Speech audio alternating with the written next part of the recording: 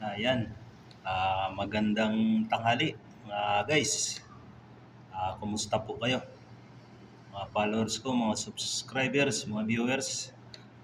Magandang tanghali sa atin lahat. Marahil nagtataka ka nga kayo ngayon sa aking ayos kung bakit ganitong aking itsura. Ayan, gagawa ko ng content ngayon na ganitong itsura ko para sa itsura ko pa lang ay parang ipinapaliwanag ko na sa aking mga viewers, mga supporters, mga followers na ganitong itsura ay yung aking ginagawang content ngayon ay mayroon ito pagpapatungkol doon sa aking gagawing content na isi-share ko po sa inyo sa Holy Week na ito ay alam naman natin, hindi naman lingid sa ating kaalaman na karamihan po sa ating mga kababayan ay pumupunta sa mga pasyalan, pumupunta sa mga beach, maliligo kung saan-saan na mayroon mga paliguan, mga beaches na pinupuntahan ay ibig sabihin iniiwan natin yung ating mga bahay. Ayun. Sa ganitong ayos ko ay siguro mapipicture nyo na sa inyong mga isipan kung bakit ganito ang ayos ko. Ayan, ayan mga guys. Ang ibig ko lang pong sabihin na gusto kong ipaliwanag sa inyo, ito po ay content lamang. Ganito po yan. Kapag po kayo ay aalis o magbabakasyon sa ibang lugar, ibig sabihin po pwede nating iwanan yung mga bahay natin ng ilang araw, ilang oras. Ibig sabihin walang tao yan. Ayun. Sa madalit sabi po, yung mga masasamang loob na po pwede pong makapasok sa inyong mga bahay ay po pwede pong ganito yung kanilang ayos. Unang-una, bakit po? Para hindi po sila ma-picturean yung kanilang mga itsura. Kung meron po kayong mga CCTV ay hindi makikilala sa CCTV yung kanilang mga mukha. Kaya po ganyan. At kaya naman po ako nakahubad ng ganito at ipinalabal ko lang yung damit ko.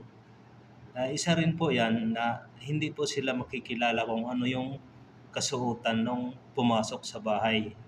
Halimbawa, kayo po ay may CCTV. At kung hindi naman po ako nakatakip nito sa mukha ko, ay makikilala din po ako sa CCTV. Kaya parang ipinipicture ko sa inyong mga isipan sa pamamagitan ng panonood ninyo ng aking videos na po pwede po nila gawin yung ganitong sitwasyon o pamamaraan para hindi po sila makilala. Kaya maging aware po tayo kung kayo po ay aalis o iiwanan yung iyong bahay, ay siguraduhin po ninyo na yung mga bahay nyo ay nakasara po ng maayos, nakalak po ng maayos, at wala pong maaaring makapasok na ibang tao na po pwedeng, halimbawa lang, magsamantala sa inyong bahay, magnakaw, kung ano man. Kasi sa mga araw na ito ay dyan po umatake yung mga masasamang loob. Yung mga magnanakaw, yung mga akyat bahay, yan. Pakatandaan po natin. Ito po ay content lang po ito. Ginawa ko po ito, pinag-isipan ko kung ano po yung po pwede kong ma-share o maitulong sa inyo na sa pamamagitan ng paggawa ko ng content na to ay alarma kayo o magkakaroon kayo ng ideya. Yan po. Yan, guys. Ito po ay content lamang po ito. Huwag po ninyong mamasamain. Ito po ay aking pinipicture lang po sa inyong mga isipan na po pwede pong mangyari ito sa sitwasyon ngayon sa mga araw na daraan. Yan po. Kasi diyan po pumapasok yung mga masasamang loob.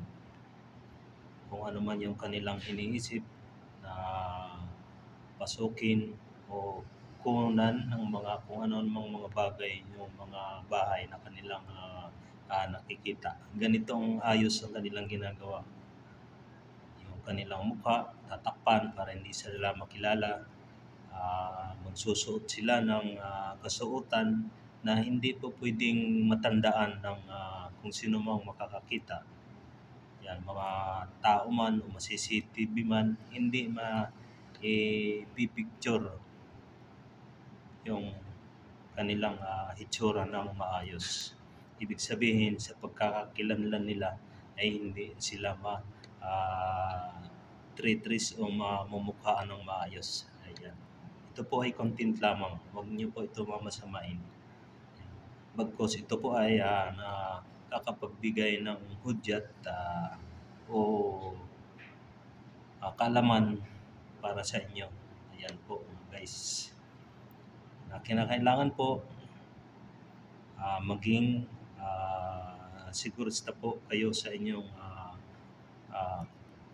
pamamahay na kinakailangan wala pong maaaring makapasok kahit sino man maliban sa nakatira sa bahay na yan o sa may-ari ng bahay na yan. Ayan po, paalala ko lang po ito. Pasensya po, nabubulol na ako.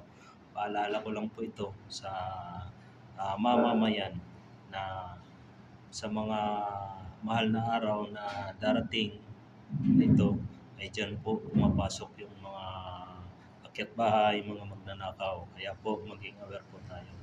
Ito po, inuulit ko po ay content lamang. Huwag niyo po ito mamasamain. Ayan po. Sana po nagkaroon po kayo ng kunting kaalaman o aral sa aking ginawang content na ito. Maraming salamat po sa inyong pag-unawa at huwag niyo lang po mamasamain. Ito po ay content lang. Maraming salamat po. Bye-bye.